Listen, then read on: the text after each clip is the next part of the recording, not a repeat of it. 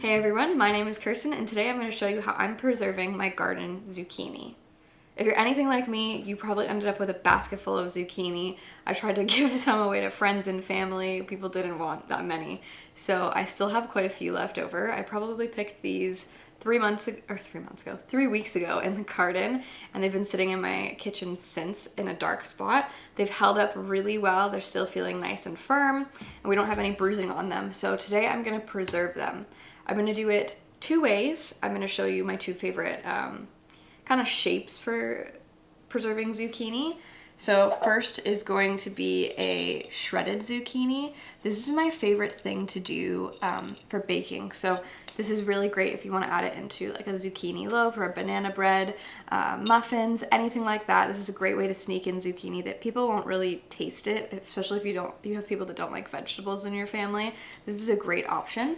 And then my second method is just cubing and dehydrating. I've already done some. This is from a project I did a couple of weeks ago when I first got my big harvest of zucchini. So I'm gonna add more to this today. This is gonna be my winter stash of zucchini cubes to add to soups and stews. So you can literally just throw these in and they'll rehydrate in the broth itself.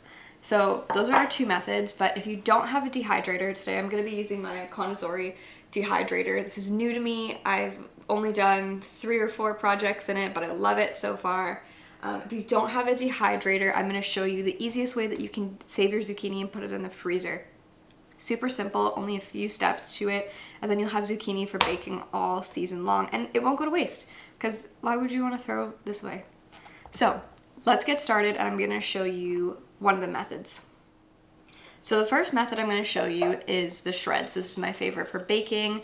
It dehydrates way faster too, a lot faster than the cubes do. I believe it only took about 6 or 7 hours for me. So I like to have more of that because ideally I'm going to use zucchini to bake with throughout the winter. So there's 2 ways you can do this to get the shreds. You can either use a cheese grater, you're going to use the larger side and just straight up grate it, or if you want to do it really fast, which I'm lazy and I like to do it this way, you're going to use a food processor. So the attachment that you're going to want on the inside is going to be the same thing, that grater attachment. So this is what I'm going to use today, and I'm literally just going to whiz through this. I'll cut it into pieces that are small enough to fit into this top piece, and before you know it, you'll have your zucchini shreds and you'll be able to just put them out on your dehydrating sheets. It's really, really easy. So I'm gonna get this set up and then we will go from there.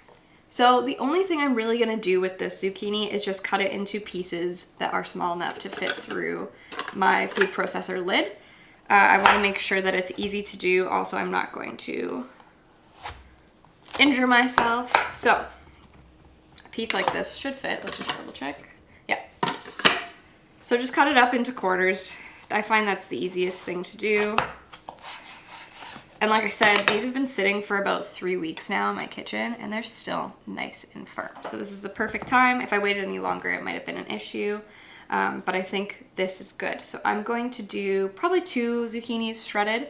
I'll just cut off any bits that don't look nice and we'll run them through and I'll show you what we do from there. Alright, so my food processor is all set up and now I'm literally just going to feed these through and you'll see just how quick this shreds. And always use the top so you don't smush your fingers.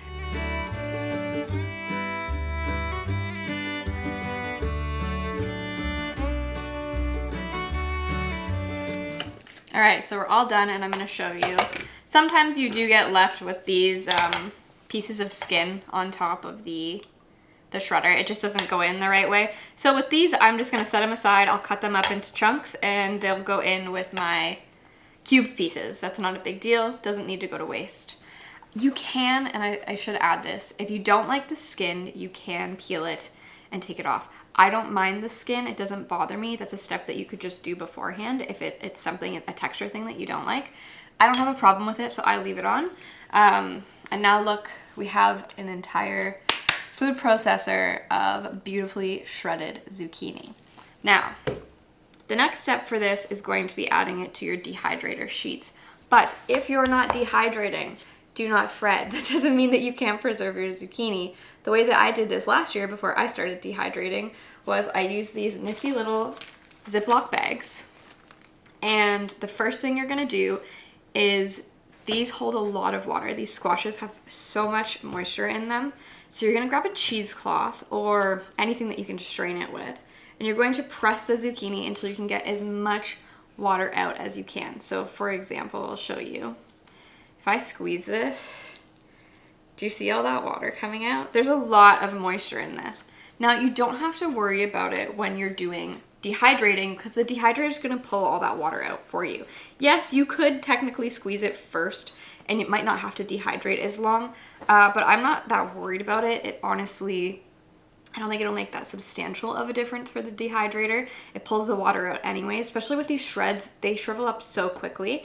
So, but if you are using them in the freezer to preserve, I would pull that water out now, because if you try and do that after they de-thaw, they're just gonna turn into mush. Like, it's not gonna hold the form of these nice strings for baking with. So you're gonna wanna do it beforehand. Make sure you press as much as you can out. And then I like to use a cup, so I'll just measure out 1 cup. I'll put them in these Ziploc bags, label 1 cup of zucchini and the year that it is, so I know which I can get through things faster, whatever is the oldest. So, and I find these are perfect for a cup. You can flatten it, make it nice and smooth, and then it fits in your freezer and they can stack on top of each other. I find a cup is the best to do, because a lot of the times for recipes, if you need to switch that to a 1/4 cup or a 1/2 cup, it's a lot easier to just, if it's flat, go, okay, I'm gonna snap this in half. This is the half I'm gonna use, and then the rest can stay in the freezer. It's a lot easier to know how much is actually already in the bag for your recipes in terms of measuring. So, but when it comes to the dried, there are different measurements. I will put that in the description below, what the dried measurements are. The weight is a little bit different, so you don't actually need as much as you would the frozen or fresh zucchini. So let me show you the next step for dehydrating these. So now I've got some dehydrating trays. These are just the mesh trays that come in the connoisseur. And I have put parchment paper on top. I haven't spent the money to get the actual like silicone mats for these. Parchment paper has worked just fine for me, and I've reused them over and over again, because as they get dehydrated, everything comes off. It just peels right off. So they don't really get dirty. And I used these for zucchini previously, so it's not like I'm worried about it's gonna get another flavor of like strawberries, etc. So I'm just reusing these pieces, and all you're gonna do is take your zucchini shreds and spread it out within this mat. So you don't want it to be too close together, but you're gonna put quite a bit on. You'll be able to flip them partially, or part of the way through the cooking process, or the dehydrating process. I shouldn't say cooking process, because we're not cooking them. But you should be able to move these around and spread them out a little bit more, probably halfway or 1/4 of the way through, like just every couple of hours. Check on them, flip them. That way, if there are pieces, maybe at the back of your dehydrator, it's not dehydrating as fast. You get that movement, so the air circulation is pretty even and thorough. So these are looking pretty good.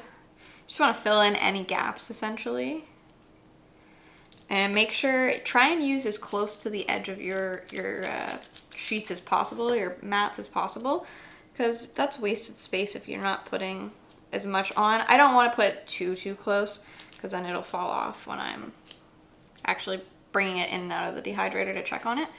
But that's okay. Like, as long as you're using the majority of the space, you'll be good. So this is about how much I would put on one sheet. You don't want it overcrowded. Like, it might be a little too overcrowded right here, to be honest. You want those gaps that you have some room for air circulation, and you do want to try and bring it as close to the edge as possible. But I mean, I'm not going to be super finicky about this. I just want it to be laid out pretty well, that we can fit as much as possible, but it is also going to dry as efficiently and fast as possible. So I'm pretty happy with this. This tray is ready to go, and I'm going to load up the other ones.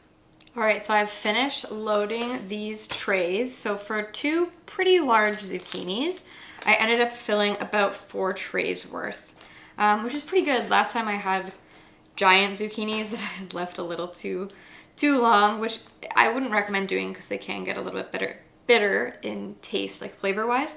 But I do find those are really great for making zucchini boats. So if you like doing that, those recipes, which I have one on my website for lasagna zucchini boats, those giant ones are perfect for that. But you can see how filled my tray is, and I've got 4 of these. So I'm just gonna pop these in, and while I'm cutting the other ones, then they're out of my way. So now I also want to note, definitely take a look at how big these shreds are to begin with. And you're gonna see just how small they get once they've dehydrated. So if you don't have a lot of room in your freezer, the reason why I do like dehydrating is because then you get to what would be quite a few bags of those Ziplocs that would take up a lot of space can be condensed into just a jar, which takes up a lot less shelf space. If you were going camping, you wanted to use this in a recipe, or you're going to a cottage or something, you don't have to worry about putting it in a freezer to transport it with you. Like if you're gonna do baking while you're, let's say, like at a cottage, then this is super easy. You don't have to worry about it going bad. It's already dried. It's super lightweight. Like this, the weight of this jar is the jar itself, not these zucchini shreds. So I just find shelf stable. These should be good for about a year if they're vacuum sealed, or not vacuum sealed, stored properly. So you're gonna wanna make sure to frequently check for mold or anything like that. Obviously, the more you open the container, more air is exposed to it. These aren't canned or anything like that. These are just simply sealed and put in a cool, dark spot. There's really nothing more to it, but we'll get more into that later. I'm gonna put these in and we'll get started on the cubes. All right, so you've made your shreds, and now it's time to make these fun little cubes to add to soups and stews. So this is gonna be really easy. All you need, like I said before, is a knife and a cutting board. All I'm going to do is cut off the ends, because the nub here can be a little gross, and the top. And then you're just simply gonna chop it up. There's not a lot to it. I like to do them as uniformly as possible. So I cut medallions first, and then I'll just cross chop those medallions. You wanna try and get them as close as possible to the same size. That one wasn't, but you do want them to be a decent size because they are gonna shrink quite a bit. So you don't want them to be too teeny tiny, but at the same time, if they're very large, they will take longer. So if you're trying to cut down your dehydrating time because of electricity, you don't want to be running it that long, especially because the shreds I find go much faster. Last time I did the cubes I think took 2 or 3 hours longer than our shreds. So the way that I prefer to chop these is I go 1, 2, and then I'll turn them. And if it's a really large zucchini, I might cut them twice. But if it's smaller, you might only want to cut it once. And then you get left with these beautiful, just little cubes. They're not too big, not too small. Like, it's a nice bite size if you were having soup and you wanted to make sure that it wasn't like very chunky. Because you don't want like a huge thing of squash in your soup, to be honest. It depends. If you're making something very chunky with like potatoes in it and such that are already big cubes, then that's fine, but I like it to be a little bit smaller.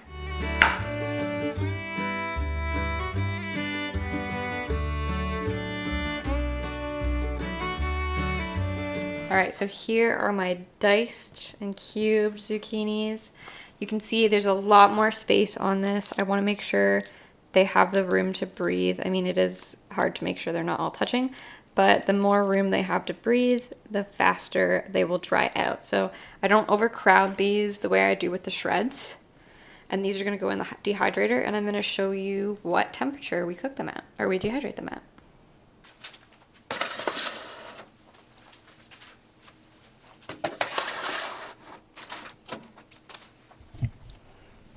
All right, so this is my dehydrator loaded. So I've got the 4 trays of shredded zucchini and the 2 of the diced. And I'm gonna show you what these look like every couple of hours. But for now, I'm following my Purposeful Pantry. If you don't follow Darcy on YouTube, She is the one who's taught me how to dehydrate. Her videos are fantastic. This is a magnet that I got from her that has pretty much a breakdown of all the different temperatures for different types of food. So for vegetables, zucchini is a vegetable, we're gonna do 125. Now time is relative, is what I've learned. So just because it says, I don't know, 8 hours does not mean it'll take 8 hours. It's all dependent on the humidity in your own home. And how you've chopped things. So like I said, the shreds dehydrate so much faster than the cubes. It's the exact same vegetable. There's a different level of surface area or amount of surface area. So that will play a factor as well. So for me today, I found last time they took about 6 to 7 hours. Doesn't really matter if they run too long is what I've learned. They're not gonna burn. You're not cooking at that high of a temperature. You're just pulling the moisture out.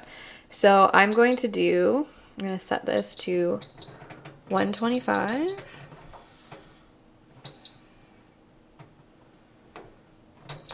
And I'm gonna set to 7 hours, actually maybe 8. And I will check it every probably 2 hours, maybe even halfway, just so you guys can see what it looks like in the process. This machine is extremely quiet. It luckily fits right where my coffee nook is, so when I'm using it, I can just put it there. It's out of the way. So we're gonna let that go for maybe 8 hours. We'll see what the humidity is like in our house today and how fast it goes, and we'll go from there. All right, so I've pulled one of the trays out. We have about 5 hours remaining, so that means it's been running for roughly 3 hours. And this is what it looks like. So you can see some of these are already starting to crisp up while other pieces are still full.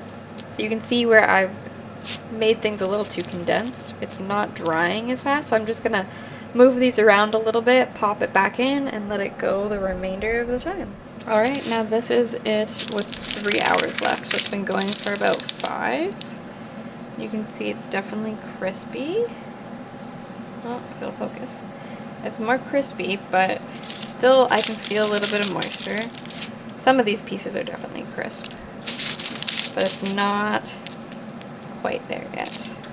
So a little bit more to go. And here are our little crispy bits, our cubes after about 5 hours. We've got pretty much 3 hours to go. These are softer. They're really not drying as fast. You can see some of the smaller ones have, but the bigger pieces are still pliable and squishy. So those aren't ready yet. They definitely have more to go. They probably will take the full 3 hours, where the shreds I think will only be probably another hour. Okay, so everything is done. It has been 8 hours exactly. It probably didn't actually need to run that long, but you can see the size difference of these pieces, and same with the shreds. It has gone down substantially in volume, which is great because it makes it easy for storage. I've already broken these ones up. You can hear just how crisp they are. I did let them go for the full 8 hours because I got distracted with dinner, but they are totally done. And same with these guys. This big piece actually is a little soft, so I might just discard him, but everything else is nice and hard. It's really important when you're done to let them sit for at least like 5 or 10 minutes, cool off. That way you can see if they are still malleable after, or if they do get crispy and hard. Like this is definitely, I can't bend it, it's hard. So that's how you'll know that it's done, and then you'll be able to put these into your airtight containers and condition them. So that's what it looks like. All right, so I've transferred all my shreds into a new jar. It's really important, and I thought I would add this, that when you're conditioning, you put it in a fresh jar. You don't add it to your already preserved stash, just because if, God forbid, this isn't fully conditioned, it hasn't fully passed that 7-day period, which I'll explain a little bit later in this video. You don't want that cross-contaminating with this, that there could be a little bit of moisture left in here, and now you've put it in with things that are fully preserved, and now this goes bad because you didn't take the steps to leave this on its own for 7 days. So I'll explain conditioning a little, just right after this, and you'll understand what I mean. Okay, so once all your zucchini is done drying, let's talk about what you do next. I'm gonna do this while it's still drying, just because I know I'm gonna forget to record it later on. So, you have this beautiful dried product. And you can hear it's crunchy. So the first thing you're gonna do to know that you are done dehydrating, you're gonna double check that there is no give in this. Like if I try and tear it, it'll literally just rip. It's not, there's no moisture left in this. Like I don't feel any wetness at all. If you feel wetness even slightly, put it back in the dehydrator, even if it's just for an hour or two. You need to make sure that it is completely and thoroughly dried. So that's where I said time is relative. One time when you do this, it might take 6 hours. Another time it might take 8. It really just depends. But you want this dried product. Now what you're gonna do is at first, you're gonna store it in an airtight container that has more room than the product you've made. So for this jar in specific, this was just one of the extra mason jars I had on hand. I put it in here because you're gonna do something called conditioning. Now, I don't know if this is a term that Darcy came up with herself or it's just a known dehydrating term, but I learned it from her. For the first week after you've dehydrated your product, you're gonna leave it somewhere that is kind of visible to you so you don't forget about it. And every day, you're gonna give it a shake. If the product starts to stick to the bottom and it really takes a big, like you have to shake it so hard for it to come off, you need to pop it back in the dehydrator. Even if it's 2 days later, during those first 7 days, if you have anything that's really sticking, that's a problem. That means there's moisture still. And over the long term, if you don't touch this for a couple of months, let's say I'm doing this in September and I don't start cooking soups until like January, you could end up having a whole bunch of mold in here, whether you can see it or not. And you don't want that. You don't want to contaminate your food. So always place them in a jar that you still have headspace, that you can give it that shake, that you know this is dry. As you can see when I'm shaking it, nothing is sticking to the bottle. Now I'll show you an example of something else. Some foods are like this. I've done strawberries, and because the sugars are like sugar content is so high, these do tend to be a little bit stickier when they're dehydrated. This, the whole bottom is stuck. And I have to give it a really hard shake. Now, this I think has to do with more so the sugar content, but there are pieces that are still staying on the bottom. So I could probably still use to dehydrate this even longer. Now, the slices that I did instead of the chopped versions, no problem at all. These come off really easily. They're nice and dehydrated. So make sure in terms of storage that your food is totally dry. You don't want it to spoil. You don't want to have any problems with mold growth. So condition for that first week afterwards. Make sure you put it in a cupboard that you open often so you see it and you remember, hey, I gotta shake this to make sure it's ready. Once you're past those 7 days, then you can downsize to a container that is closer to the actual volume of your food. And so like this wouldn't be ideal for this much food. There's a lot of air circulation in here that's not going to be as conducive for keeping it fresh as long.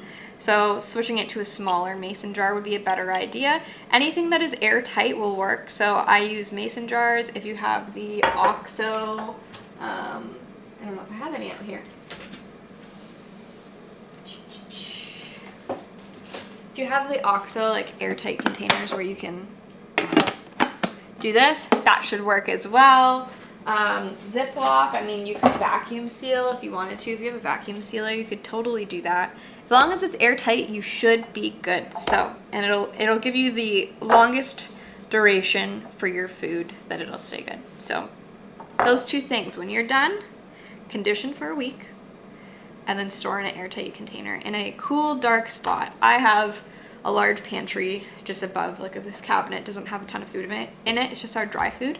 So I place it in there because when the door is shut, it's dark and it's already cool down here anyways. We live in a basement, so I don't really have to worry about such high humidity, but that is the best way to do it. So I hope that this works for you. I'm gonna show you what it looks like every couple of hours, but this, beautiful, and you can break this up. They will be stuck together. This beautiful zucchini shreds is what you're looking for in the end. Nice and crispy. They'll crunch up and break. for baking, for cooking, for whatever you want. You could add it to scrambled eggs if you wanted to. The possibilities are endless. If you'd like some recipes where we use these, if you need ideas and inspiration, let me know in the comments below, and maybe I'll start putting some together, some videos of recipes together, maybe muffins. And if you've dehydrated zucchini before, tell me what your favorite way to do it is. I know a lot of people do chips. I've never done chips before. I should try it. There's so many different ways you can make jerky with them. So lots of different things to do with zucchini in terms of preserving it. Let me know what your favorite dehydrating project is, or your favorite thing to make with zucchini is in the comments below. And I hope this video has helped you learn how to preserve your abundance of zucchini for the rest of the year. So have a great day, everyone. Thanks for watching, and we'll see you in the next video.